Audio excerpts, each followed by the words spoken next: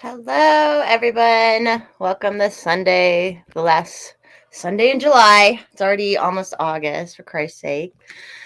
I know, How you right? doing? We got Hex here, and we're joined by Ace Arcus from Twitter. Guys. I think most people know. Gosh, the chat's already going crazy. Hey, CC. Hey, TT. Hey, Alice. Yeah, we have a producer. Sibling Reveille is our producer. Giving the producer credit, even though he helps get everything going. Anyways, how you doing, Ace? Oh, I'm doing great. Thanks so much for you guys inviting me on. I'm very excited for this.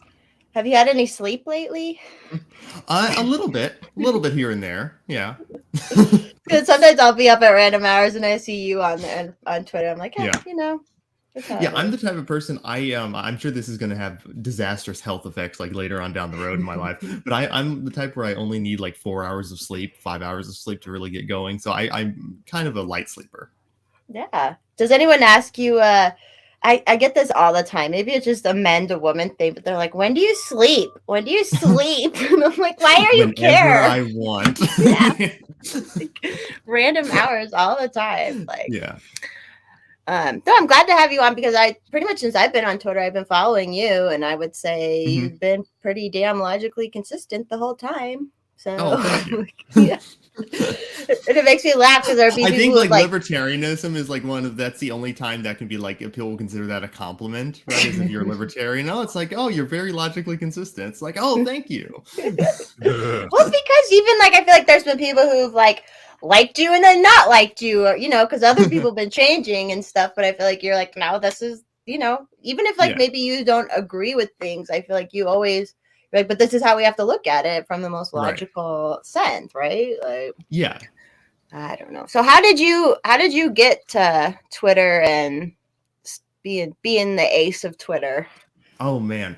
So I was a libertarian long before I like joined Twitter and everything. But I think when what originally drew me to Twitter was actually the Friends Against Government podcast. So shout out to Bird and Carr and those guys. Because I found that podcast because I kind of like was familiar with some people who were on Twitter, like Michael Malice. And so I kind of before I joined Twitter, I kind of like lurked Twitter a little bit. And then I, through a bunch of people, I found the Friends Against Government podcast. And I'm like, wow, these dudes are really, really cool. And their event, that's kind of like, was the on board for me to kind of be like, okay, I want to kind of try to be a part of this community because these guys are really cool. So that's sort of like how I eventually decided to join Twitter was like, wow, I want to be, friends with these people. These guys are awesome. Nice. And that was like, what year did you get on Twitter? It was early 2020. Okay, so right around COVID. So then it was right before COVID. Yeah. That's when I got on too. And it was amazing how just because I would never really considered myself strict libertarian or anything before, just that kind of way. And then like it was amazing how just saying things that I thought were pretty logical and like calling out the crazy stuff going on, and it made either people really mad or like it drew people to you. So yeah. I don't know. It's wild. And now you've hung out with them down at Childerberg and stuff. Oh yeah, all them, right? Yeah, no, it's been great. Yeah, Childerberg was great both years I went. It's a really great time. I heard it was pretty hot this last time. God. Year. Yeah, so I do not deal with heat very well at all, and it was a nonstop brutal heat. It was not great. Childerberg was great, and people should go. But it was one of those things where you should prepare for the chance that it could be extremely hot. And luckily though, there is like a lake right there at the location Childerberg was at. So if you are hot, you can go take a swim, but you should probably take some swimsuit or something. Right. So yeah, but no, Childerberg was great. It was very hot, but all around it was a great time. Yeah, that's what I've heard. If you can get an RV, go in an RV. Yes, yeah, that is also like a little bougie, but you know what? Whatever. Like I'd be down with that. Yeah, hey, RVs are one of those things that will serve you well. Is like if you have one, it's always one of those things. It's like, oh, I have an RV, I can just go anywhere and do this. So it's one of those things where it's like, yeah, if you have one, that you're pretty much set. You can you're much more versatile in what you can do. So, hey, Joe Morgan. Hey. Dubs. Hey, Blaze. So what's your current podcast called that you do? So my current podcast is called The End Times Continue. I do it with my friend Dino, Dino Files. He has his own podcast. He hasn't done it in a while, but we're both doing The End Times Continue currently. So you can, I guess I'll just like plug it real quick. Yeah, you can find it at tetc.show and pretty much on any podcatcher. It's pretty new. Rebel with the cause, because he goes to Childeberg too. He says he's gonna laugh at us yeah, you'll laugh until you get hot or need to like lay down for a minute in some air conditioning. Yeah, don't come crying to ask to get in my RV. I talked to a girl she was there, Pinochet Rose, I think is her at. And she was saying like she was camping with someone at one point, and then like someone invited her to stay the next night in the RV, and she was like, "Thank God!" Like it's just so hot. Yeah, there are a couple people with RVs there and like trailers and stuff. So yeah. And there's a lot. Was this the biggest one? Oh, absolutely. Yeah, 100%. They were at the campsite. I think there were around almost 200 people on the first day. Pretty close to it. Wow. It was a lot of people. And usually, so Friday is kind of like an unofficial day of Childeberg. A lot of times, I think this was the first year it might not have been, but usually Friday is kind of like, yeah, well, you can kind of come like a day early. But even that Friday, like I think most people showed up on that Friday. So it was a really wild experience, because usually Friday is kind of like a slower day when everyone's just kind of first like getting in. But no, everyone was there. It was intense immediately. Very fun. Oh, actually, Blaze Childeberg is like, oh, where'd he go? It's something they put out in Texas, and they rent out a big campground. I think it's by is it by Lake Travis, or is it something else? Is it another lake? I don't know, but they rent out a big campground it's on the Colorado River. Okay. I'm like, there's not like a program really or anything. Everyone's just kind of hanging out, right? Yeah. It's definitely not a cult. Oh, and they do have I know they have the comedy show where Robbie and Kyle were there. This I know they did that both years, so they kind of have some things, but it's pretty much just hang out. Everyone kind of hang out. Yeah, right? Yeah. It's very self-organized, right? So people get there and set up however they want. It's kind of very just spontaneous. Obviously, you said there's the comedy and music festival that's pre-planned, but everything else is pretty much spontaneous. It's kind of and the people cook for each other and share, and I like the one from the year before when Bird and them were talking about that guy who came and cooked the burgers and yes, Grillberg. I still remember that. I'm telling that story. Yeah, so Grillberg, he got locked out of his car, right?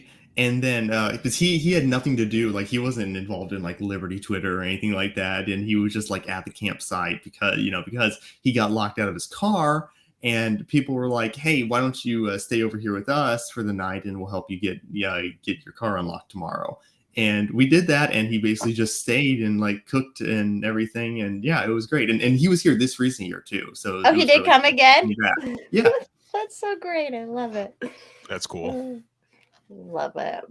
Well, I don't know if there's any. I know there's been a lot of argument on Twitter lately. I kind of jumped in a little bit too. I was laughing so hard because, with the whole shoot people who are swingers things. Okay, I don't know about that. But someone pointed out today too, half the people are saying that, not that never being in a relationship is bad or anything, but half the people have these rules and ideals, never been any kind of relationship or anything, and they know it's right for everybody, and then they're like, oh, and I'm like, yeah, if your neighbor's giving your neighbor's friend's wife gives him a blowjob, that doesn't turn in automatically to flashing kids at drag shows, and that's what they're always trying to make this connection. Yeah, as if there's some causal link there that, oh, if you allow this, the next step is this. It's well, no, not really. Weed is a gateway drug, remember that? Yeah. What was that, Hex? Weed is a gateway drug, remember? Yeah, weed is a gateway drug. Yeah, it's and of course, nobody who's ever been in a strict monogamous straight relationship has ever been a bad person. There's never been a rapist or a pedophile. That's what I try to say. I'm I understand, and I try to make this play from a not in a psychological stance, but it's maybe you want to control another so bad is because you know you would devolve into something bad, you know. So it's like you have to like, you know, control everybody in every aspect, but it's like, Yeah, just there don't might be do some it. projection going on there. You know what I mean? So it's Yeah. very much like, you know, I think there, and obviously I'm not a psychologist. Don't take anything I say as fact here. But, you know, there is this idea that a lot of people who want to ban guns are people who are afraid to handle guns themselves. I was And just like, thinking that actually. yeah. So there might very well be some truth to that line of reasoning there. So yeah. Or like what just happened where they're like, once black people start getting armed, then they're going to start passing more gun bans. And then look what Right. they It's did. like, Although they were no. trying to say it was just Republicans doing it, but it's like, no. Like, Right. Exactly. yeah, hell yeah. Oh, heck yeah. It is fun. It is just funny, and like, and especially the way you kind of come at things. You're like, you're not judging anyone. You're just like, hey, this Right. is it. Like, Right. and if people want to have their communities where they won't allow that in their community, fine. But like, I don't know, people get weird about that's just life, I guess. Right, And then yeah. they're like, well, yeah, if you let, and then like I get called like left libertarian, but then I also get called alt right. I get called everything basically because I'm like, I don't know. As long as you're in control. Every once in a while, I get called a white supremacist, so you know. Oh, incredible. Yeah, there's this weird thing going on. Like whenever someone like calls me a certain like label or assigns me a label, it's like, okay, you can do that, but it's like it doesn't change what I believe. So it's like you're just like distracting from my argument. Like you're not adding anything by call me whatever you want. I really don't care. But it's like at least deal with what I'm saying instead of trying to like box me into something I'm, you know, whatever. Yeah, what happened? I asked a question about the Hoppians the other day, and some dude's like, "Oh, you're like." All I said was like, "What in a Hoppian community? If you have two couples who cheat, not even like swinger, you know, like I was, you know, unethical. What do you kick all of them out? All four of them out? Like, what's? I literally was just asking what the whole because they're all talking about kicking people, and someone's like, "Oh, you left libertarians are always trying this gotcha." But I'm like, I'm literally just asking. It's just a question. Yeah. And he went on and on and I'm like, dude, chill out. Like I'm not trying to gotcha. And I don't care if you have your community or believe in that stuff. Like whatever. It's just makes that reminds me Michael Malice, he put out a tweet like 5 6 days ago that says, well, let me move my laptop so I can see this better. He quote tweeted someone who said, I think it's odd that these people never question the idea or whatever. Okay. Wow. I'm not awake yet, as you can see. So the tweet, or I guess what Michael Malice said is, that's what Nazi means to them. Someone I strongly disagree with. They use language to not to communicate, but to manipulate. And that's basically what this is. Yeah.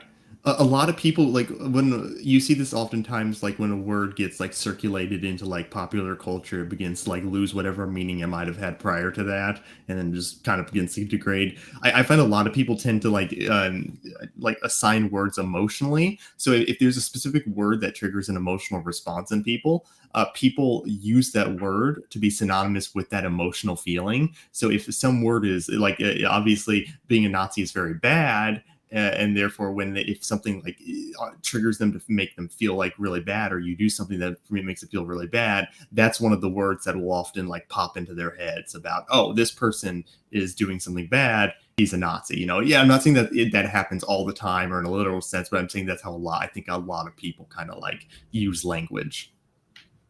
Or the overuse of groomer, which I've seen you talk about too. Oh, yeah. I definitely agree with that too. And I'm like, yeah, there are specific things that are grooming. Even like, I'm coming from like my life, like I'm like, you know, because I have girlfriends who are dating and they're like single monogamous girls that they always get hit up by couples on regular dating sites, right? And I'm like, okay, those couples are trying to groom people into that because they could go somewhere and find someone who's already into that and looking for that. Like, you know, there are specific times these words like need to be used. Although it was interesting how Twitter wanted to ban it across the board.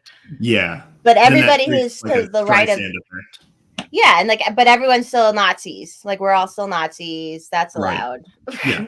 But that, And on the groomer thing too, because it's like it's not that I'm saying that grooming isn't happening and grooming doesn't happen or it's not a problem, but it's just that I feel like the overuse of it is the right's going to do what the left did with the word racist, where there are actual racists out there, absolutely, but the fact that people overuse it to such an extent, it creates this kind of thing where it devalues the term.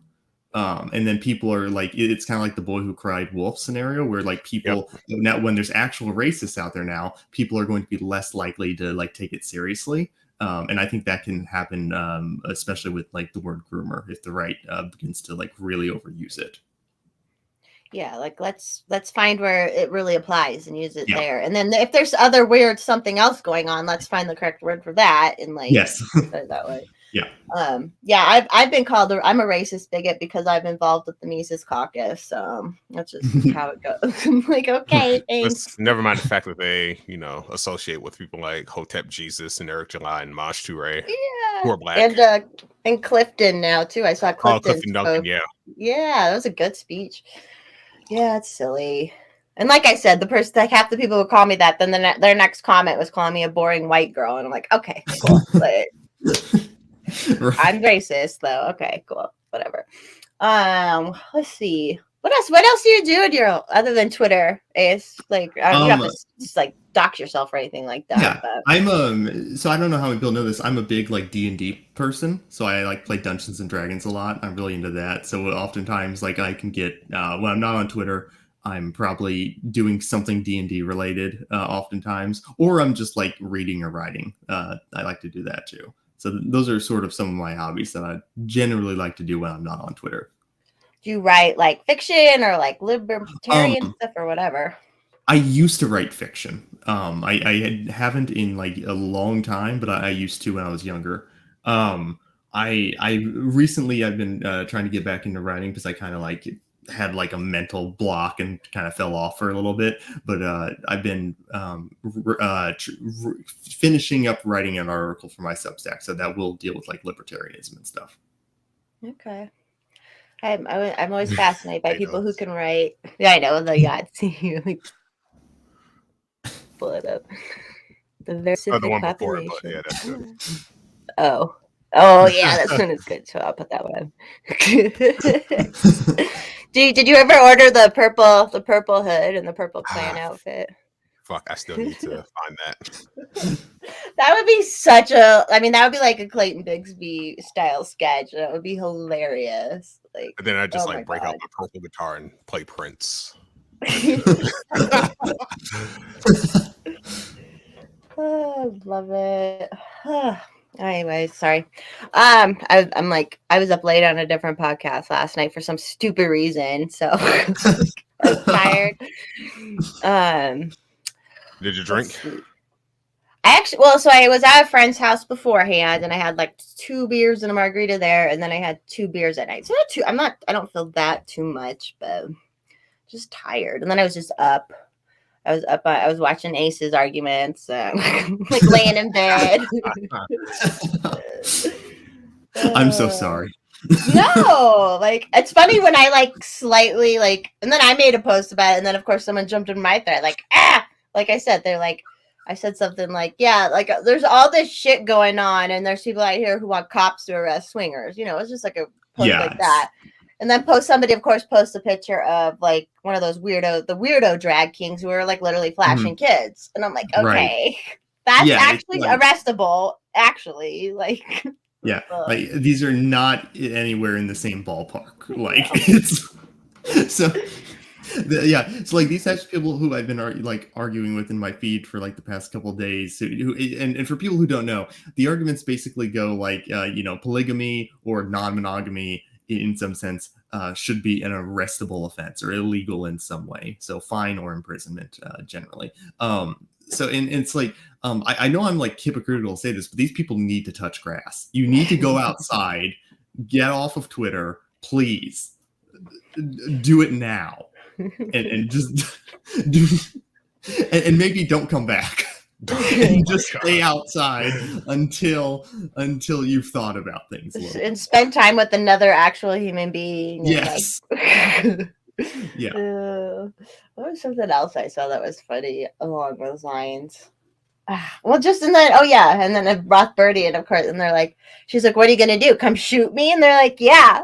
It's like, how is murder? So murdering somebody that you just because they think it's like a moral, terrible moral thing, immoral thing. So killing you is okay because it could, like, in their mind, if this, it's just hey, Liberty ladies, yeah, it's just funny. And it's been like that the whole time. And like half these people who are against it, I know some of their private life stories, and I'm like, what are you talking about? Like, you are being so hypocritical. Like, just drives me.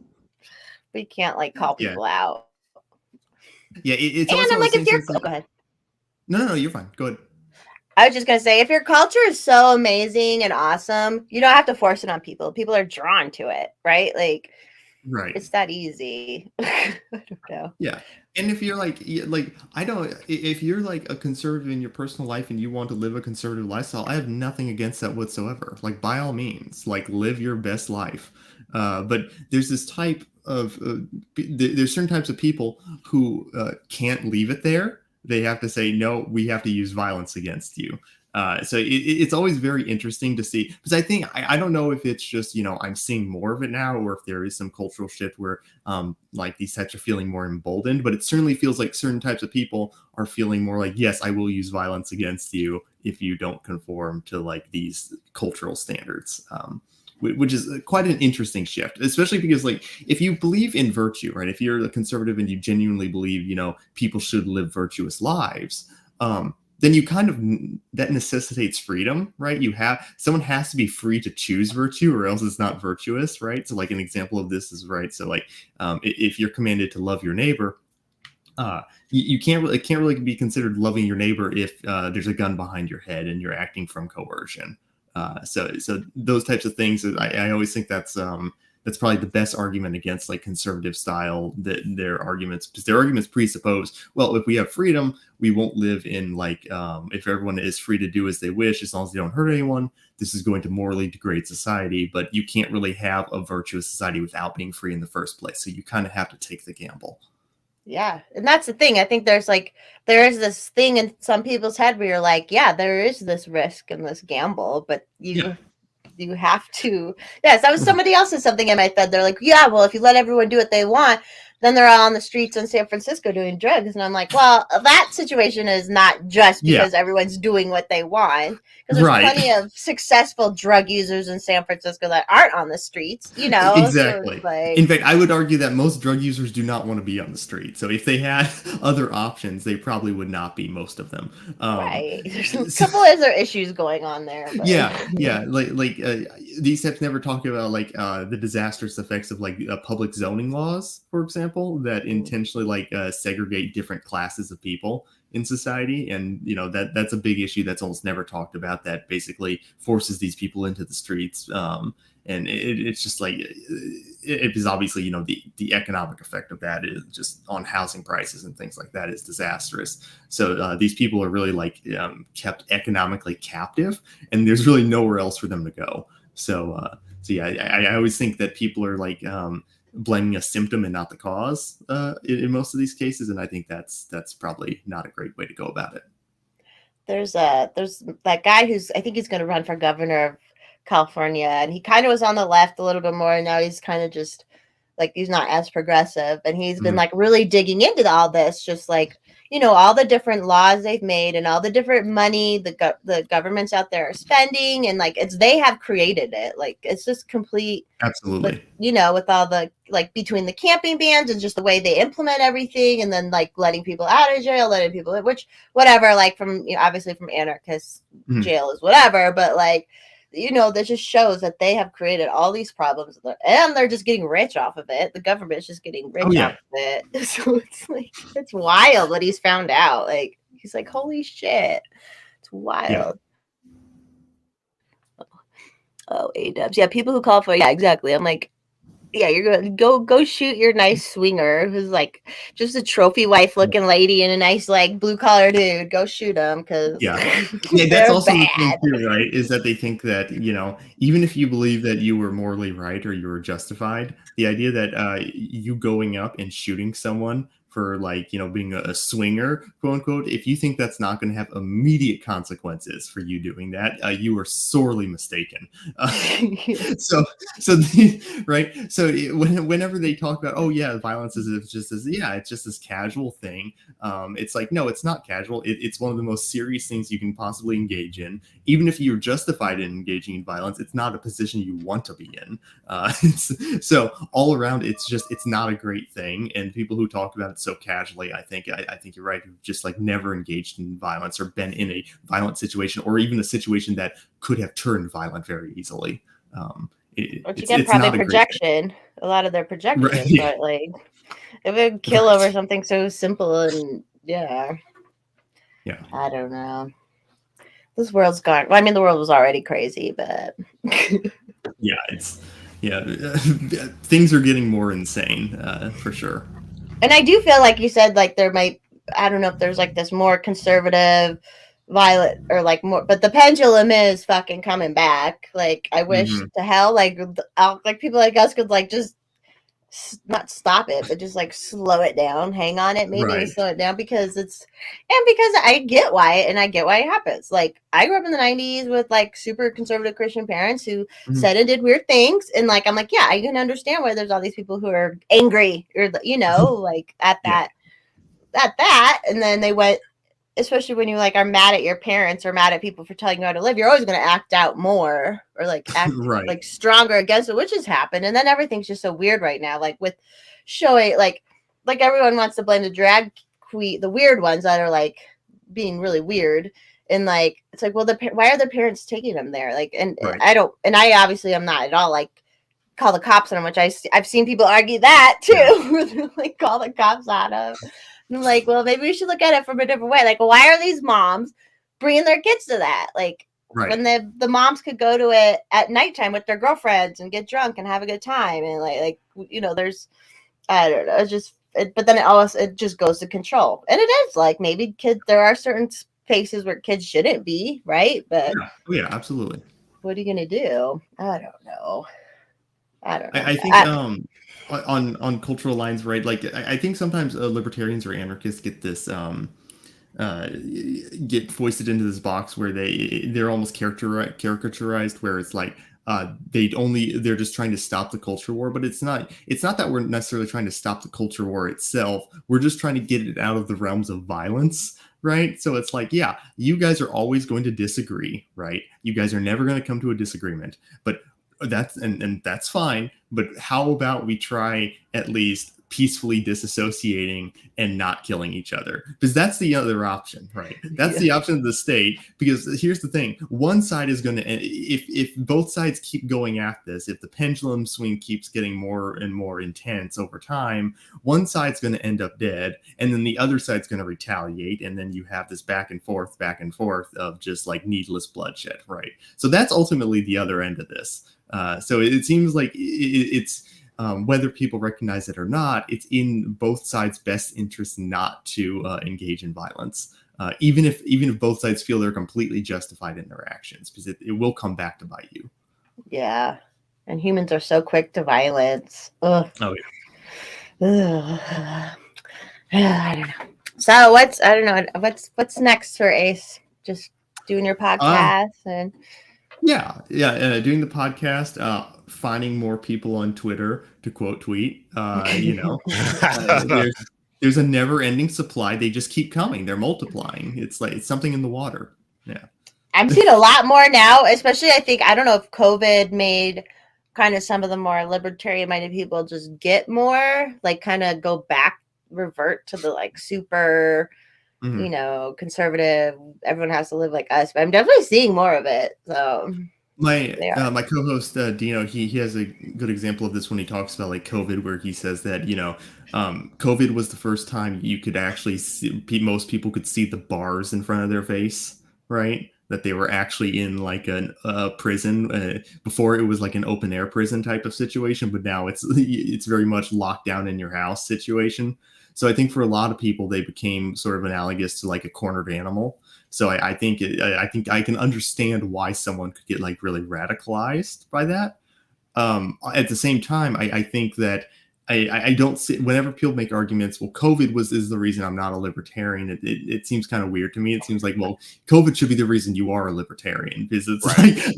Like these it's not, you can always say that, well, libertarians were powerless to stop this, but most Republicans went along with it too. So I'm not really seeing their argument here. Like there was no side that clearly had the power to stop this and did. So, it's kind of just it's a weird argument to me that I don't think works, but I can understand people's emotional reaction to this, but even if I disagree. Right. Yeah. I'm like, literally Trump put that emergency order in place that we are still technically under. So yes. Like there's a lot of things that happened that nobody did.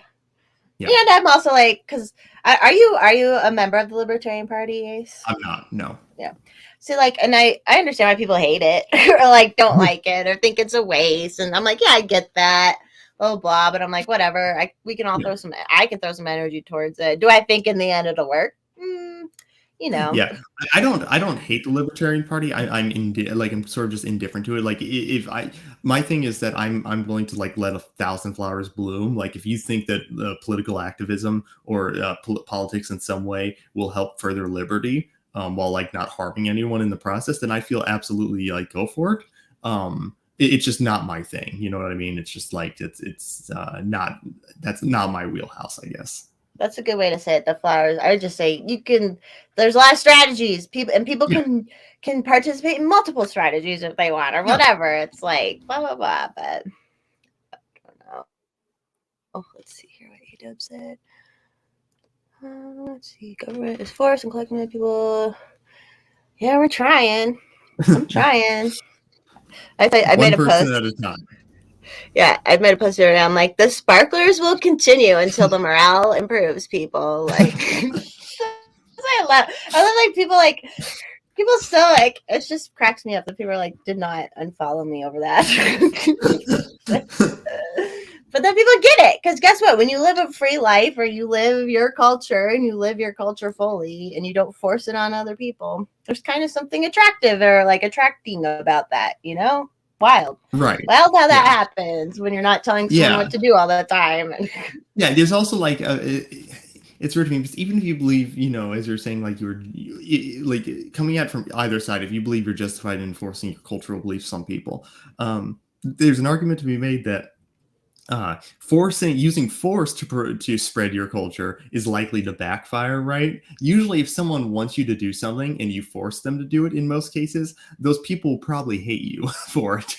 They're not going to be your friends. They're not going to be a true believer in your beliefs. So the best thing to do to spread your culture is to live it, to live your culture itself, and to spread a good example and say, look, you should do this because it's good for you. But I'm not going to force you to do it. So I think that is often like the olive branch that gets people to often adopt cultural beliefs. Yeah, it's like prove to us that your life is amazing and you're a great individual. Because half the time the people who want to force it, they just seem angry and like I wouldn't want to be around you anyways, dude. Like you don't seem fun. And there's like things like I don't have kids and stuff, and my life is different because of that. But it's like I've observed that, hey, if you want kids, probably having two parents is probably the best way to go about it. But, there's things like that you can like observe and think. And it's like, that's culturally probably better. Right. But it's not like, but I don't have kids and that wasn't like, I don't know how to explain it. But it's like, you can still believe these things and not force it on people. I also think what you said there is a really underrated aspect, because you're talking about like how a lot of these people, it just doesn't seem like they're having fun. And I think that to a lot of people is something unattractive. Like if you just look miserable all the time and you're just always complaining just to complain, it's really not an attractive trait that most people are going to like latch onto. Usually misery attracts other people who are miserable. So you're just going to eventually be in this echo chamber of like, people who are miserable. And I think that's not a great way to like promote your ideas. Yeah, and then that just like builds because there's like some people I've seen, and I'm like, because it is like the misery. I'm like, they seem miserable, but people seem to really like what they say, and I'm like, I try to like figure it out, and I'm like, I think, and then some people, even in like liberty-minded anarchy type places, people still need a leader, or a lot of people are still drawn to like need this thought leader or whatever leader, right? And so that still happens, even if they're miserable, I suppose. But I mean, that's the cool thing, right? Like, if under like in a society that takes liberty seriously, you're completely free to like defer your own like decision making to other people if you want. So if you want, if you're the type of person where it's like, well, I'd rather be told what to do because I just find that more convenient, you're absolutely free to do that. So and I think one of the reasons I think liberty is attractive, like to me personally, is it allows this plurality of lifestyles for people. Like, sure, I'm if you're not a rugged individualist or something like that, which I think is often a caricature, but if you're not someone like that, then you're free to just be whatever you want to be. If you want to depend on other people, if you value community and you want to live a more communal lifestyle, you're completely free to do that. So I think that is like one of the main attractive points to anarchism. And I don't, and then people say, well, you're just utopian. And I'm like, I don't think it'll be utopia. I know there will be warlords, and I know there will be violence, and I know there will be terrible things happening, and just no government. Also, there's a lot of things I could say on that point, actually, because it's like, one of the things is that, one, everyone has a utopian belief. If that's how they define utopia, is believing in something strongly, even though it might, there will be complications. People believe it's wrong to murder, rape, and steal. We all know there'll never be a world without rape, murder, and theft, right? So these people continue to believe it's wrong all the time anyway, even though they know they'll never achieve a world where we can maximize that. And yet they still believe it. So I think they're kind of hypocritical when they call anarchism utopian, because it's really no different than anarchism is just believing those things consistently. So there's really they're not. I don't think they're coming from a place on firm ground there when they criticize it. It's also one of the things where if we thought it was going to be a utopia, we wouldn't spend so much time talking about security, what a security would look like in an anarchist society. Because what need would there be for security in a utopia? So the only people who call anarchists utopians are critics, never anarchist promoters. Yeah, and always just like to shut down the conversation. Like, that things won't ever be super perfect with that. So how can you even think about it or talk about it? And also, a lot of people talk about anarchism when they when they're talking about anarchism, what they really mean is an anarchist society. They're like, well, there won't be an anarchist society. So, whether you believe that or not, the point is that, okay, well, you as a person, as an individual, you have a choice every day to treat other people as an anarchist, as another person with rights that you should respect. You have that choice every day. So even if you don't think anarchism is possible, you can engage in it every single day with other people. And in fact, most people do. So I would just say that even if you think the state is inevitable, that does not inherently mean we should therefore just give up and side with the state. In the same way that death is inevitable, we shouldn't hasten it or side with it. You know what I mean? So it's one of those things where it's just like, even if a time traveler came to me from 10,000 years in the future and said, yeah, there's no anarchist societies, it would not dissuade me from my beliefs. Yeah, that's how it should be. I don't know. Because it makes the most sense too. And then when they're when you question your own beliefs, that's the most logical end, right? So you have to think it that way. Even if you're I know it may not work. Whatever. Yeah. What are you up to over there, Hex? I'm just enjoying the conversation. Good. I like talking to you. This is fun to talk to you, Ace, because I've followed you for over 2 years now. Yeah. So it's nice to talk to you. Yeah, it's been a while. Sure. I think I'm a nut, but thanks for coming on. No. Oh, I'm very happy to be here. Yeah. Let's see what else we're talking about anarchism lately. I've been trying to I try not to get into too many arguments lately, but then inevitably it's so hard to not get drawn into some of this stuff sometimes, because it's someone else. Yeah. Oh, I saw a post today. It said liberalism is inherently capitalism, and capitalism is meant to I don't know, like what communism would do to make people like drones and blah blah blah. It's just like stuff like that. I got in an argument about that. I'm like, why do I need to talk to this person about that? Right, yeah. It's always one of those things where it's like you know you shouldn't have done it, but you're going to do it anyway. Yeah. Pretty much. Yeah, I do that all the time where it's like I know I should just like let this slide and not engage, but I'm going to do it anyway. Yeah, so I feel like I gotta say something. Yeah, Because exactly. holy shit. Yeah. Well, half the time they're like attacking blackness or something. It's like, how do you not jump in on that shit, assholes? Yeah. I seen something earlier today. Give me 1 second. Let me find it. Okay. Hey, Russell. Hey, Buckeye. Hey, Robert. Buckeye. It is a relation. Like, yeah, like every day you're what? Most of yes, we're raised within this government thing, and we know there are consequences for blah blah blah. But it's like most of the time, you're just being a good person because you're a good person, and you're not gonna. You want to be cooperative. You want to not make shit worse. Like, yeah, it's like driving. All right, so Forrest, mommy, are you familiar with a Stephen Woodrow? Apparently, he is a representative for Colorado's House of Representatives. No, I did see someone tag me in his thing though, and I was like, I don't know who that fucker is. All right, so he put out this ridiculous shit where he goes, the only reason to vote Republican is if you're rich or racist. Anything else is just rationalization. And that's like one of those tweets where I'm like, yeah, I gotta say something even more. I should jump in there then too. Yeah, that's so dumb. Like it's just funny seeing people say that kind of stuff, especially when you're like your mind is just more anarchist or more liberty. You're just like, really, dude? Yeah. Like, what does that accomplish? Just trying to paint one side. Like, it makes me laugh when I see how angry people start. Like, trust me, I didn't like Trump people. People are so angry about him still, and I'm like, yeah, and for mostly all the wrong reasons. Yeah. Was that Hex? Rent free. I know he's enjoying that rent-free living. Yeah, rent-free. Yeah. Although now I saw like I had to block someone today just because I block very quick. And it's not for an echo chamber. It's just like, you annoy me at the time. That's what it is. I said something about Trump and then someone put in like 20 long-winded replies about how much awesome Trump is and blah, blah, blah. And it's like, I've been seeing a lot of, I guess because the elections probably like there's a lot more Trump love going on now too. And I'm like,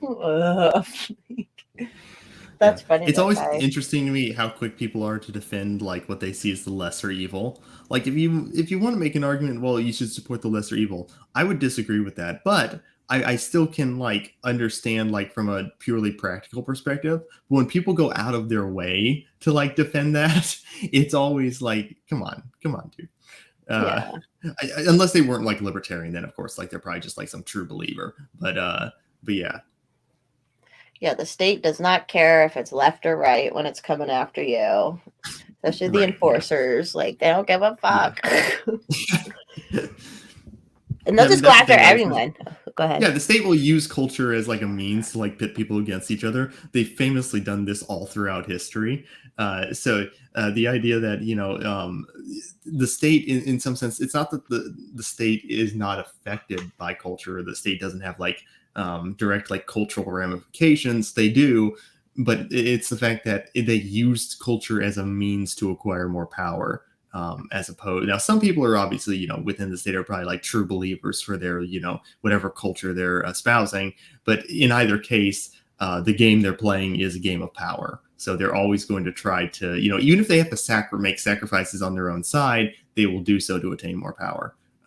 So that none of these people genuinely care about you. Like people claim, well, my representative did X or Y. It's like this is just a power game for them most of the time. Pretty much. Yeah. Oh, here's someone saying that Trump is the most. I'm doing that in Colorado because they called my governor the most libertarian governor, and I'm like, no, he's not. Like, what are you like? People are crazy when they say this stuff. I'm like, no. Also, I don't understand what they're trying to say whenever they say, "Well, he's the most libertarian person." Even if this was true, like, what does that really mean? Like, you were the like it's not a high bar. Like, it's not. This like your standard is so low that it's like, well, he was the closest to libertarianism because he only killed, this many people instead of this many people. It's like, okay, I'm done with this conversation. It means nothing. It's pointless. He didn't start any new wars. He just continued. Yeah, he just and he dropped more drones or drone bombs than Obama did. So it's like that's always something I point out whenever they say, "Well, he was more libertarian." It's like, well, that really depends on what you're focusing on. I wonder if like maybe they think more that he was more. I mean, he's not into super free markets totally, but maybe because he was more of a businessman or something like that. I don't know. Yeah, maybe. I mean, it's always funny because like the left hates Trump for all the wrong reasons. Like if if the left was just critiquing Trump on like his war policies or like or other things that libertarians don't like, I would agree with them in their criticisms. You know, at least somewhat. But they're going after because he makes me feel uncomfortable or he says things I don't like. Yeah, he posts mean tweets. Orange man bad. So it really is just this complete distraction, and so that makes the conversation of Trump. You have the people on the right defending his quote unquote mean tweets, and then people on the left attacking him, and everyone is ignoring the bigger picture, of course, which always happens. Yeah, that's the whole point of it, right? Just exactly. Stay in power. Yep. I was gonna say, I saw a post the other day where those girls like Republicans send people to war, and then when they come back, they don't take care of them. And I'm like, okay, that's actually the government is who does that. Like, and I'm not a Republican. I'm not defending Republicans. So like, how do people say these things? War has been a bipartisan issue in this country since time immemorial. You have obviously, people always think about the 60s because the left back in the 60s did absolutely oppose war, but there were also Democrats who absolutely voted for war. So it was a certain section of the left, but to say that the left is like anti-war completely is just like not historically accurate. Yeah, it's not real. It went from the hippies being anti-Vietnam. That was like the last time the left was kind of. Now it's like, I mean, Biden brought in all the Raytheon people and like. It's like boom, it's right there. And we just voted both sides voted for them to have more money. And even with this, that in the House, I think it was the House that passed the AR ban thing recently. Yes. It hasn't hit the Senate. Yeah, and there was like 5 Republicans on there that voted with it anyways. And it's all because Black people got guns that they're doing this too. Like that's what they said was gonna happen, and then it happened. So right. Yeah. Yeah, it's really never mind the fact that I guess in that particular scenario, never mind the fact that it's historically been the left and Democrats who have opposed the minorities being armed. But keep looking at the Republicans. It was total projection when they said that. During Reconstruction, it was illegal for blacks to own guns, and the left was also very supportive of that policy. They were also the supporters of Jim Crow. Yes. The party of slavery, the party of the KKK. And then, and I fight with people on Twitter all day about this, about like, there is that video of that, it's this black guy. I don't remember what state he was from. He was like running for Congress or whatever. And he did this like pro Second Amendment ad. And the whole shtick was because KKK when angry KKK Democrats come at you, you got to defend yourself or whatever. And I saw that ad. I'm like, this is the most base thing I've seen today. And I've had some people come in and try to, it's like the usual, the Republicans are racist thing. And it's like, I would honestly feel better if they just came out and said straight up, just get back on the plantation, because I'm just tired of this projection shit. Like, motherfucker, do you not know history? It's your side who started the fucking KKK. Right. Jesus Christ. They want that kind of like all these like more commie young kids or whatever. It's like, you understand if you don't work, so you think work is terrible, which no matter what, you have to work to feed yourself. Like at the end of the day, you always have to do something to survive, right? So I'm like, do they understand? They're basically obviously they don't understand communism like to the fullest degree, but I'm like, you are literally promoting like slavery. Because I'm like, you want people to go out and like work so you don't have to. Like, how is that not wanting to be a plantation owner? I don't. Right. Whenever someone says, "Well, I have a right to food, I have a right to health care," it's like, okay, what are you going to do to people who don't provide you this right? Right. So whenever you put in those terms, a lot of them either don't know how to respond, or sometimes they'll say, "I'll force you to do it." right? Some of them were actually honest. There you go. Yeah. So it's like, okay, so you do care, or you do understand that this is slavery, and you just don't care. All right. Right. Yeah. Thanks for being honest, Ellie. Yeah. I appreciate the honesty. Like, I think, like, as a human being, self-defense has got to be the most basic thing you understand. Yeah. If something goes towards you, you go like this, even when you're a kid or whatever. Like, and then, like, they're like, why do you need a gun? Are you scared? Well, it's like, how do you, and I mean, I know, I'm sure it's all part of a bigger thing, but breaking down this, like, you shouldn't defend yourself is just, it's just wild to me that people believe that. Up to the state, you know, who they also claim, you know, all a racist or whatever. Yeah. But, you know, let them have all the guns and disarm all the black people. They have no integrity in their thoughts. Oh my gosh.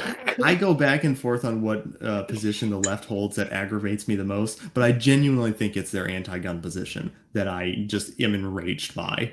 And it's their anti-gun position coupled with the fact that they believe the state is fascist, which I could get on board with very easily, and then also the belief that only the fascists should have the guns. Yeah, pretty much. That's they'll literally say it like within 5 minutes of each other. It's like, how do you not? And then it's like more like, I mean, not to get into abortion and stuff, but they literally act like getting pregnant is like something they need to defend themselves from. But if somebody's coming at you with a gun, you should just call the cops. And I'm like, you can understand that you want to do that. You want to have the right to do this because you feel whether or whatever it was a choice or not. But like, that's so detrimental. You need to defend yourself from that, but not someone coming at you with a gun. It's just, it doesn't make any sense. And all like gun control arguments ultimately boil down to the fact that your rights should be taken away because other people did something bad with a gun. So like, so you are going to be punished. So ultimately, whenever they make a gun control argument, they're ultimately saying you should be punished for what this other person did. Just because people are evil and they happen to use a tool that you also have to commit an act. Exactly. Right. Yeah. And they'll do that no matter what. Yeah, and I always go back and forth with people on that because guns, that's been my big issue. And then they get to a point where they pin people have pinned Uvalde on me. And it's like, what? And it's like, okay, go fuck yourself. You're not rational. Get out of my mentions. But you know where like one of the most violent places is? Prisons. They don't have fucking guns, and they still manage to be pretty fucking violent, you know? Yeah, and they're under the watchful eyes, and they're still very fucking violent. Like, I don't get how people don't get it. A person fully intent on committing violence is not going to be like, oh, that sign says I can't bring a gun in here. Well, I guess my plans are dashed. The assassination of Shinzo Abe recently. Right. Should have proved that. Yeah. It's go ahead. No, you're fine. Go ahead. Just that guy who right out in Indiana, the guy who stopped that mall shooter. So we can show them, okay, there are all these laws to keep guns out of bad guys' hands, and like that never works. They always get guns. It still happens. But here we had a law or whatever that good guys can carry guns, and it's like proof positive that worked. It literally worked in the moment, but they still won't they got mad because he ignored the gun-free zone sign. Yes. Oh dude, I was so like fucking like enraged when I saw that was the narrative they were going with. I'm like, are you serious right now? Really? So let me get this straight. So by their logic, if someone with a gun, let's say some citizen went in with a gun into the Uvalde school and killed the shooter before he killed anyone, would they be complaining that, he brought a gun into the school? Probably. You know, this is unbelievable. This is truly I can't oftentimes I try to be very diplomatic with people when I can, but I cannot align with anyone who thinks that, it was a bad thing that this guy stopped a mass shooter. I can't side with this person. I cannot find any common ground. You broke a law that doesn't even work to begin with to do it. Right. Well, every time you say that, where the laws are the strictest, that's where there's the most gun crime most of the time. It's like, how do you not see that? And then you see, obviously you can just this is why it's one of those things where it's I don't understand why other people can't see it, because it's obvious. It's like, okay, if you put yourself in a position of you're like some serial killer and you want to kill the most amount of people with the least amount of like opposition, would you rather? Do you think you're going to have more success against a group of people who are completely unarmed, or a group of people who are all armed? Like it should be a very simple like thought experiment that should lead you to the answer. Right. Yes. And then there's the whole not conspiracies, but it's like they were all contacted by the FBI beforehand, anyways. And would you rather commit a mass shooting in Texas or right, Rhode Island? Right. Or, yeah, and that's like, why would they? And then you can get a little argument with schools, and it's like, yeah, and the government's forcing kids in these very dangerous places where all these shoot. Like you can't flip that on them either. They don't get. And not only that, cops will literally stand in a hallway for 70 minutes, and while children are screaming and dying and bleeding out in a schoolroom, and they not only that, but in those 70 minutes, they will treat the parents of those children with more violence than the shooter. They will tase, tackle parents who are trying to save their children while their children are sitting in the school dying, and then they will and then these are the people we should give all our guns and resources to. And yeah, these are the people who should have the AR-15s, not us. Right. Yeah. And then they were saying, well, the cops were so scared of that AR-15 they didn't want to go in there. And it's like, what? How do you? They had their own. What the fuck are you talking about? And they have numbers on their side.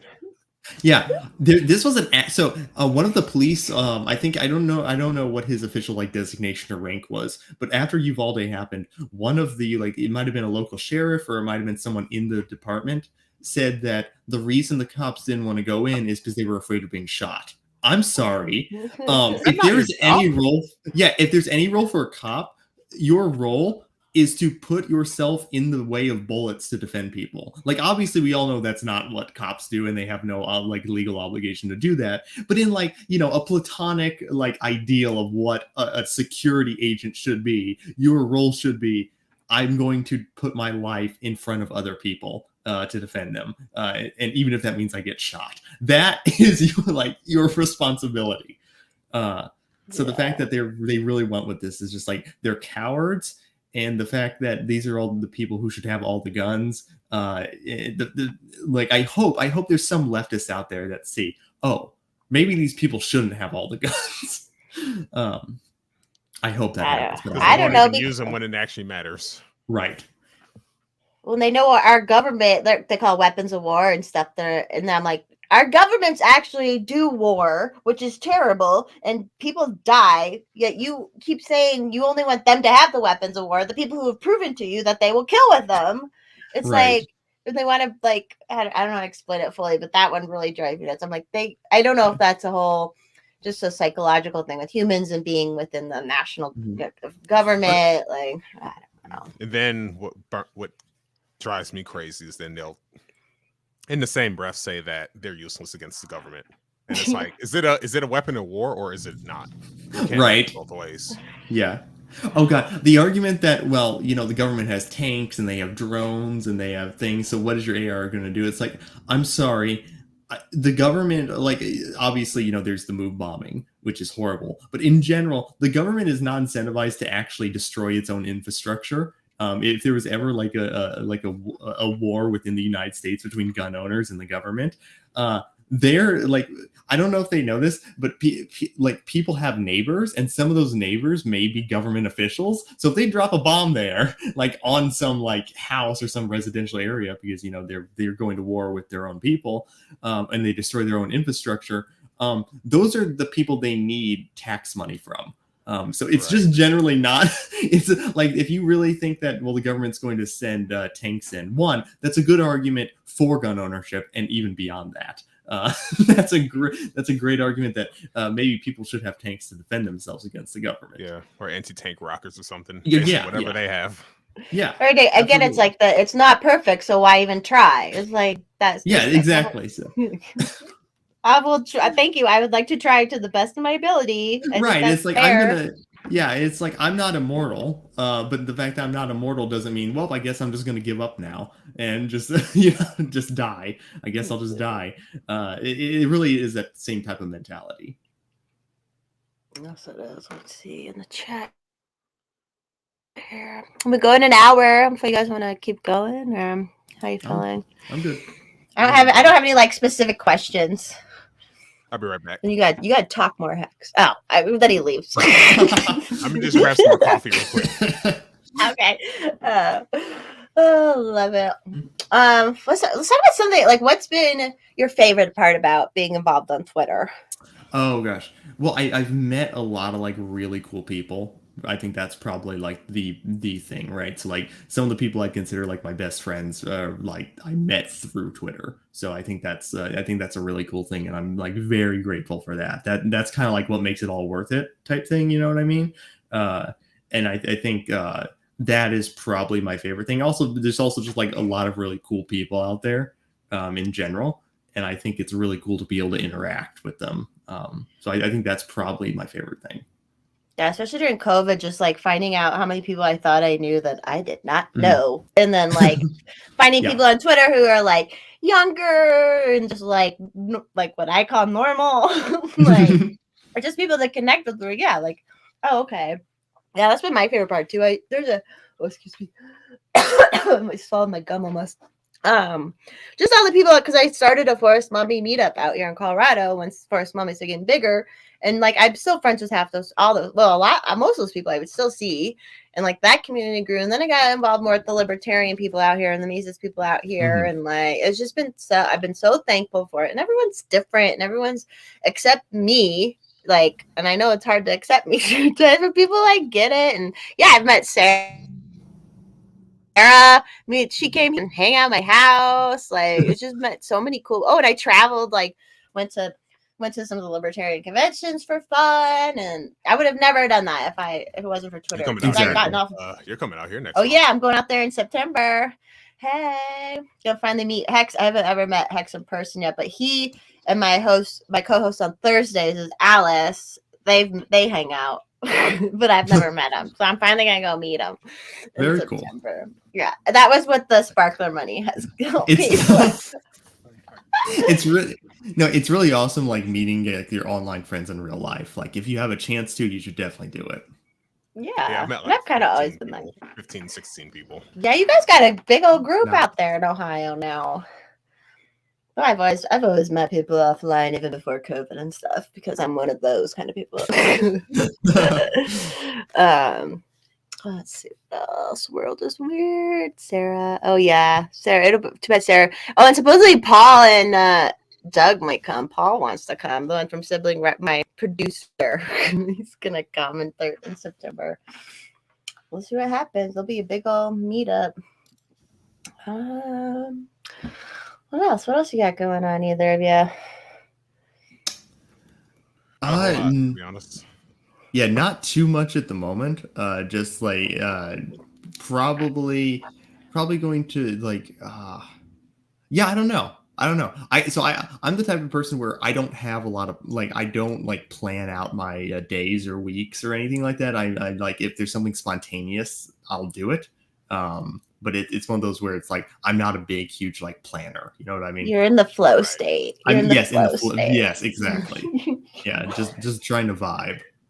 There's I think they call it. I mean, there's labels for everything, right? What they call like autotelic personality, and it's like there's people who are like their life is all about keeping up with the Joneses and doing like planning everything they got, and then oh hey Noah, and then it's like. There's other people who are like, whatever happens. Like you plan, you be prepared and things like that, but it's like you just kind of flow with everything. Yep. They say you're more creative that way, like because you can, it's a more creative way.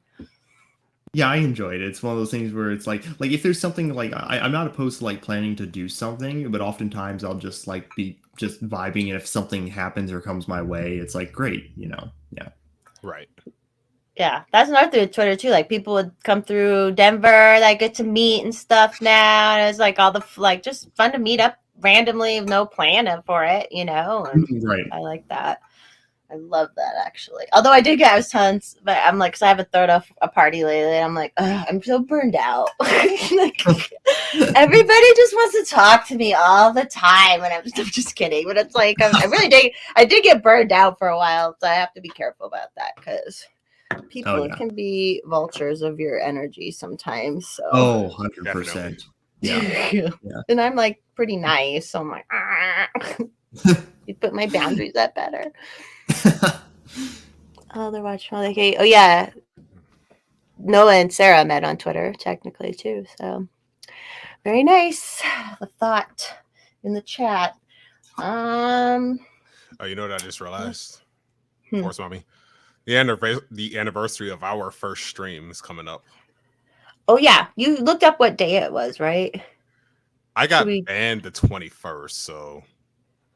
Oh. That's when I got banned. I can look up the day we did. I'll look it up because I think it's on this YouTube, so I'll just look it up. Let's do a thing. You want to do a thing if we can do it on whatever day it is? Sure. We'll do a thing. We'll invite people on too if they want. That was last week that it was on Rebel with the Cause's 5-year anniversary. That one. Oh, nice. Ooh, that was because then we had Sunday is when last Sunday we had Scott Horton on. And I was like, thank God, because I was so hungover. And, Scott will just talk the whole time.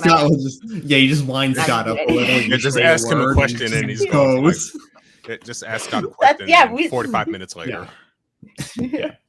It was great, though, because it's just, that's why I've another Twitter. Like, I found him through Twitter. I'm like, I obviously I didn't go to college because of reasons, but I never liked learning from a lot of people. Like people are just boring to learn from. They're not engaging. I don't care about them. But then you have I could listen to Scott talk about anything, anytime, forever. I just soak it in because he's just so engaging. And I've enjoyed meeting more people like that. Even if I don't agree with everything they say, I'm like, I like that.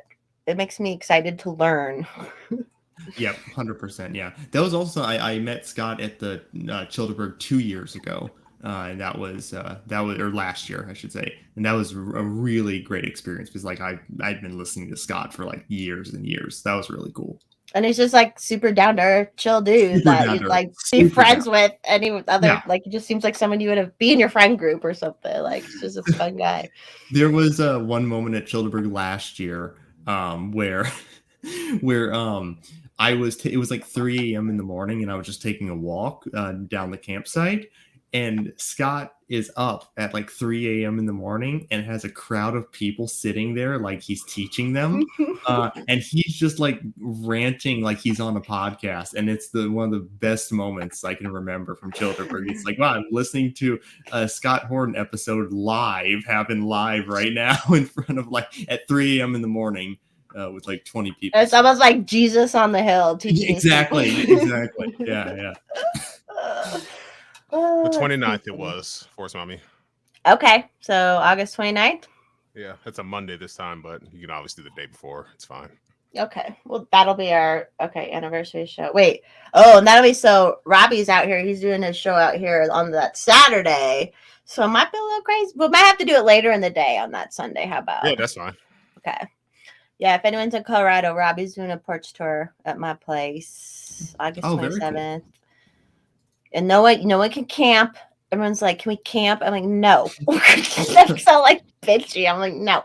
Just treat it like you're coming and then you can go. But I know some of his ones he does, people, it's set up for camping and everything. And this is in the country, but it's not set up for that kind of stuff. But it's that's such the libertarian community. Can we camp? Right. Yeah. They cracked me up. Yeah. I don't got much going on.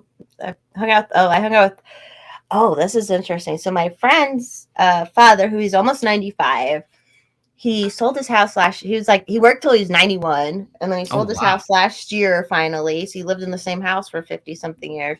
And then once you kind of don't have those purposes anymore, you're 90 fucking years old.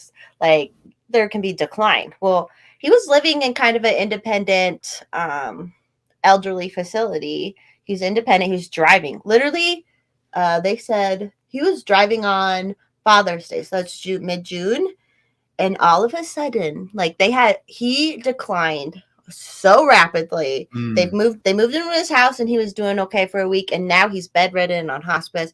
But I was talking to her so we just went over there to hang out with them. And, they're having a do that now. But she was telling me, so it's her husband's dad, that he is like boosted 4 times and all this stuff, and now they're saying he has all these tumors in him and stuff, and they're like they're kind of putting. I'm like, why would I mean, obviously you're old, yes, but like, why would it have gone that quick? Because they're like, oh, there's tumors all over his body and blah blah blah. And it's like, well, at 95 too. You made it to 95 before. Yeah, and he's healthy. Yeah. His mind and everything was healthy this whole time. I mean, he's older, but like, and then she said that yesterday because she was like a little bit more blue pilled and stuff before, but then COVID like snapped them out of it, thank God. And she has families in the medical industry, and so like she was very early on, like all of us on Twitter, all of us smart people on Twitter, researching about the vaccines and like, you know, probably not the best idea for a lot of people, blah blah. But then she was like, yeah, she's like, I wonder, like, why would, I mean, he's had 2 boosters plus the 2 initial shots, and then all of a sudden, and I think she said, I think he got that last booster maybe 2 months prior to the decline. So it's like, I don't know. I don't know, man. Yeah. That would suck getting like that old and then all of a sudden. But also he could just fucking, your brain, maybe he's just like, I'm done, you know? I don't know. Right, yeah. Because, yeah, that's how it goes. Her dad, my other friend, they made him quit smoking because he kept almost burning their apartment down. And then like a week later, he was dead. And they're like, well, that was kind of the only thing he had to live for was smoking. You know, just the human brain and body. Yeah. You never know, like what. Right. God, I hope to God I don't live till 90 something. Isn't that terrible? I can understand the thought process. Yeah, or at least just when you're declining. I used to work in elder care, and it's like I just don't want to be like some of them. But yeah, what are you gonna do? Right. Yeah. I don't know. All right. Well, I'm sorry I'm not more chatty at the moment. But we did good. No, you're fine. You're fine. I was like, this is a little bit less intellectual of a podcast, but no, I'm here to just vibe.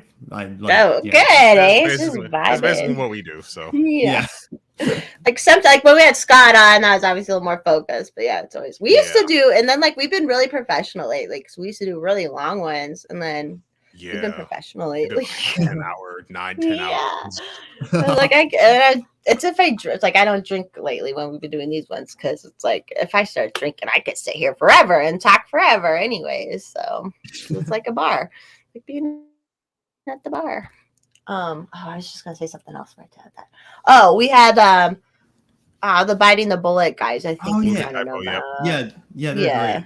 I love and they like found through Fadcast and stuff too, and I think Fadcast was my first podcast too. It's like they're like they are goats, and I had Bert on a couple 2 weeks ago on a Friday night, and it was like I love talking to him. I'm like, this is so cool. I feel like the Fadcast was kind of like the orb, like they were the center of the solar system, and we kind of orbited around them, and that's kind of like a large part of like at least my like Twitter circle is like, or like originated and myself too originated from listening to that show.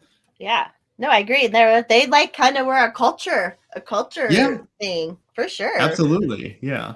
Because I remember even seeing them kind of, and everybody. Yep, I agree with you completely. Shout out to, Timeline Earth now, but shout out to y'all, Car and Aaron and Bird. Love Bird. Yeah.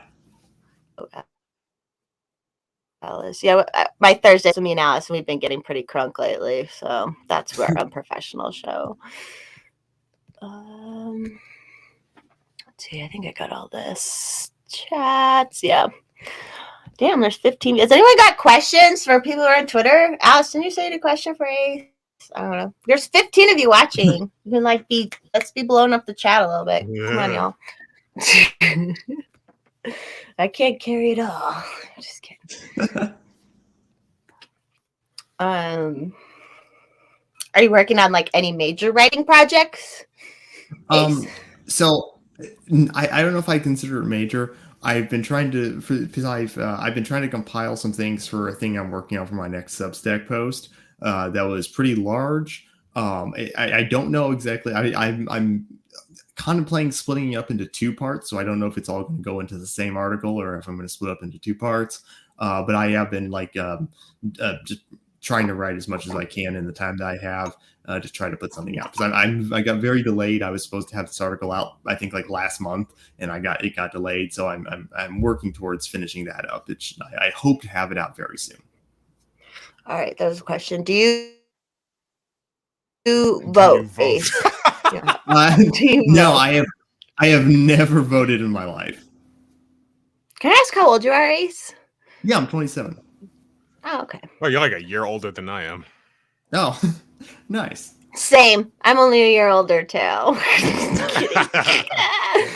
Alice asked, were you always pretty anarchist? So obviously I didn't learn about like exactly like what anarchism truly was or fully was until like I got into anarchism like when I was like, I think like 14 or 15, like libertarianism, and then into anarchism pretty quickly.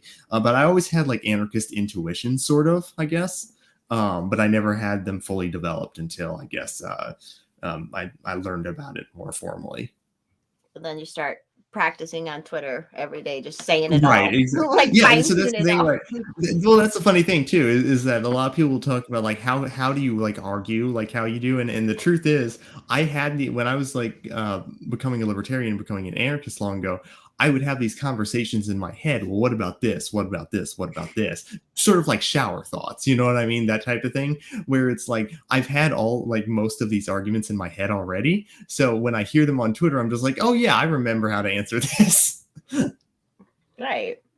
Yeah, I feel the same. I wasn't ever like, I just wasn't politically involved. I was on my own young, but I was like independent, went on my own. So I like always had this.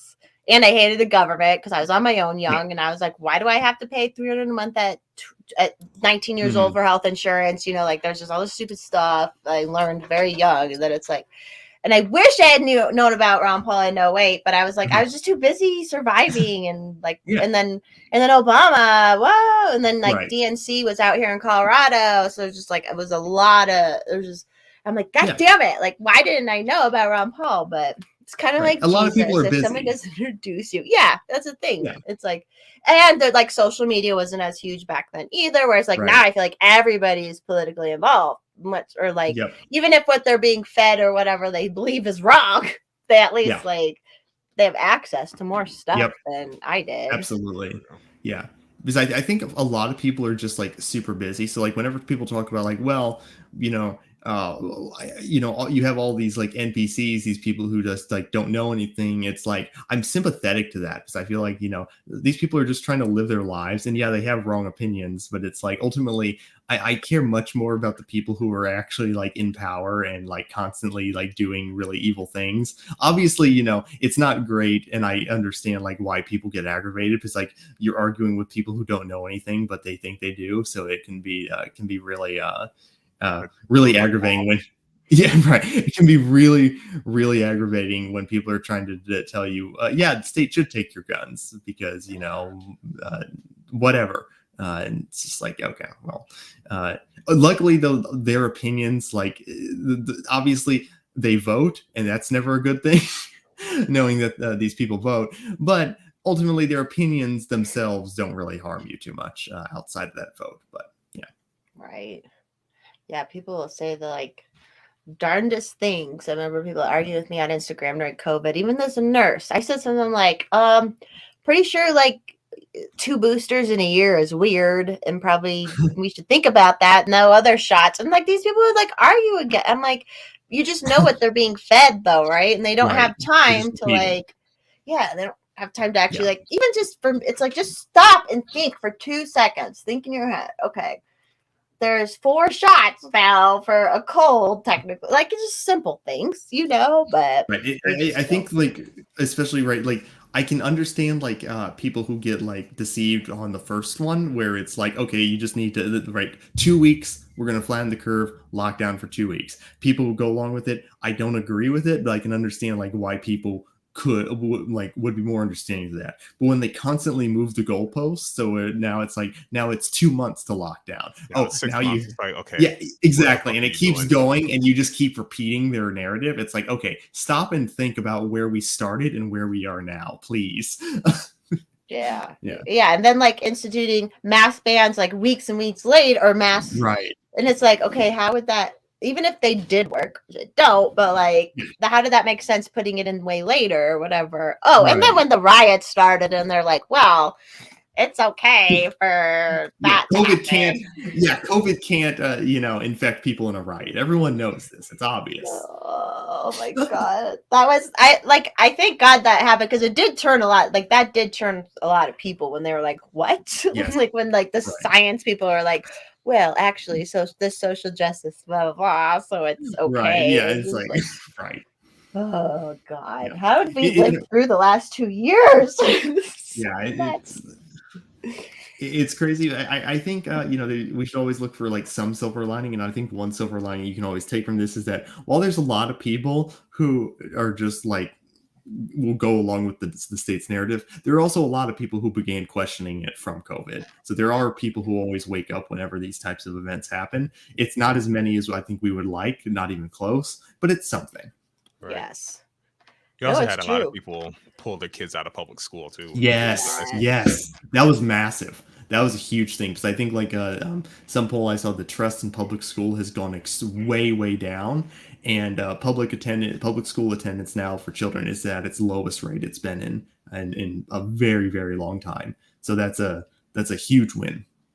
Yeah, it made me think about that too, because I used to kind of be like, I don't have kids. So like, but the whole like voucher thing, I was like, well, that's not fair for people who don't have kids. They don't get money back to put it elsewhere. And now I'm like, fuck it. Like, give them the vouchers, like drain it. I don't care. Like, get your money back. Right. It's anything because I think, public school is one of those things where it's like, and this has been my problem with a lot of conservatives for a long time. And obviously, there are truancy laws, so it's not completely their fault. But for a long time, conservatives would defend schooling, like teachers, in the same way they would defend like cops or military, right? They would go out of their way to defend people who are teaching their children things they don't like. And then the conservatives were like, how are we losing the culture war? Yeah. It's like, it was such a shock to them. It should have been something that should be obvious to them, but oftentimes the conservatives will defend the very institutions that are out to like destroy them from their perspective, right? So it's this very weird like cognitive dissonance that I think luckily has decreased over time. So I'm very, very happy to see some conservatives at least start questioning the cops and the school teachers and the public school unions, the teachers union. So it's a good sign. Rome wasn't built in a day, so hopefully this continues in the direction it should go, and hopefully more conservatives will start to think, maybe the state is not the answer. In my utopia, like the communities are so much stronger because they hold on to their money that they are actually able to like educate the children without having to be this huge federal public thing. Like, absolutely. I've gotten arguments on Twitter. I'm like, okay, what do you think will help catch a kid falling through a crack better? A huge fucking federal thing or like smaller communities? Right, exactly. Who might catch it earlier and sooner and better and help, catch the bad kid in your community and you make them go work on the friend's farm for a couple, you know what I mean? Like there's just shit like that can happen and it'll be so much better. It's always based in this idea that, well, most people just don't care, right? So the state has to care because most people don't care. One, that doesn't seem to be true oftentimes, right? This view of humanity where it's just like a dog-eat-dog world where they'll just like watch people as they die on the sidewalk. That's generally not the case in most cases. Not to say it doesn't happen, but generally that's not the case. And also there's this deference of responsibility that people have where they say, well, I pay taxes, so now I don't have to like give to the poor or give to charity, right? Because they feel like, well, the state is doing it for me, so I don't have to do this. So it really pulls like people who would, in other cases, do good things in their local community, and then they just take a hands-off approach because they're like, well, it's not my responsibility, it's the state's responsibility. I don't have to do anything. And I think that's a big detriment. I've gotten in a lot of arguments on Twitter about that kind of. Because I remember, like, there was this girl's like, it's like a potluck, and everybody brings something for the people who don't maybe bring something. And I'm like, bitch, there are people who will never bring something ever, ever, ever, or they're gonna like poison half the stuff that's come for no fucking reason. It was just so dumb. And another one where this guy is like going on and on about medical debt, which obviously the whole medical government industry is like fucked, and people get crazy. And this guy, I was like, well. He was like, well, my neighbor shouldn't have to blah. And I'm like, well, have you gone over to your neighbor's house and helped him do chores around the house or offered to buy his groceries while he's sick and in debt? And they're like, no, why would I do that? And I'm like, okay, it's always someone else should do something.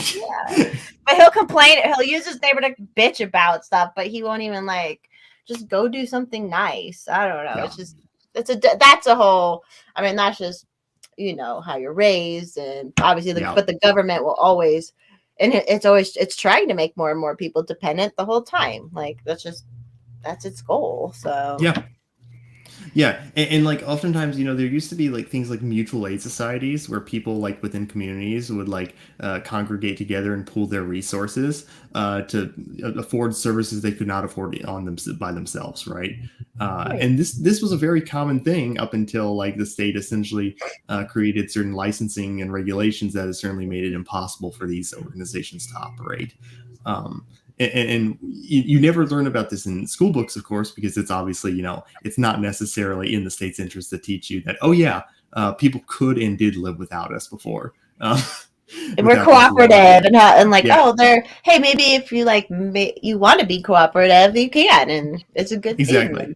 And when leftists talk about like, healthcare prices and like the health industry, their criticisms are actually quite accurate. But the problem is their solution is not. Their solution is completely off base because it's the fact that the state has created a captive market that they've essentially chosen certain winners in the industry that have essentially have like this quasi monopoly or cartel over it.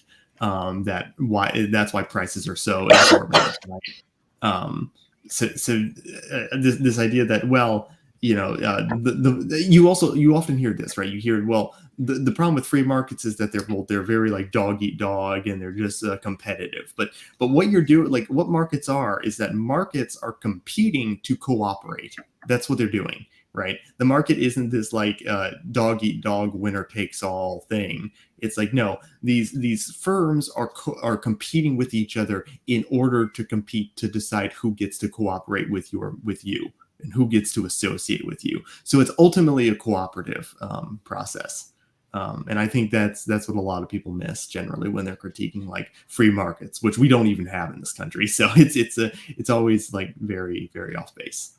Well, yeah, and then they like wanted to make everybody have to buy health insurance, but then you could only buy certain health insurance in certain states, and like it was very And like they ruined the market for a while. They like got rid of catastrophic plans, which were good for a lot of, there was, they're back now, but like it's like, stop. Every time I'm like, don't people see the government, the more government always gets involved, the more shit gets like, duh. Yeah. Limiting people's choices actually, it turns out it's not a good thing. And it turns out they're going to pay higher costs for it. So yeah. Yeah, and this is like the last chance we actually we still kind of have some choices and some things, right? Like that's what I don't get about these people are like workers on the means of production. I'm like, you can literally do that right now. Like you can start your own business or you can start a cooperative business or whatever. Exactly. I'm like, okay. This is the last chance. The future of 3D printing is going to make that a goal, but it's going to make it a goal like free markets are going to make it so that the workers own their means of production. And so that's going to be so they're going to get what they want, just not in the way they wanted in some sense, right? So it's so the future, like free markets, people left to their own devices, cooperating, creating new technology is ultimately going to give them what they want just through free market means. And something that's good about that too is that all the printing stuff you can the planned obsolescence where they want everything to break. Well, now people and they like stop making parts and stuff. And it's like, guess what? People are doing You it can now. So Yeah, and you can literally just print it, like, and this is also going to be more advantageous in the future, more likely to happen, where people will just like as you said, a piece breaks in like some equipment that's a planned obsolescence, where they just don't make that part anymore. You can just print it. You can print an yeah, exact and copy, not have to fix it buy a whole yourself. new goddamn That's machine. right.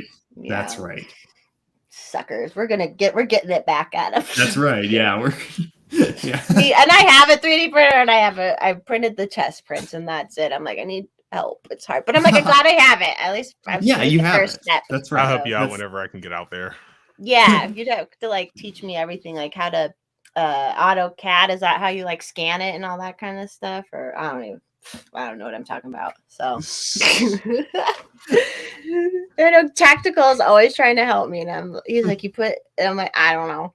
I do not know. You do the thing with the thing, and then the thing happens. Transfer, downloads. I'm like, Yeah. I don't even think I don't have a good computer right now. I'm like, I don't even think I can. But I guess a thumb drive, that's what you need to change. I don't even know. Scan discs, I don't know.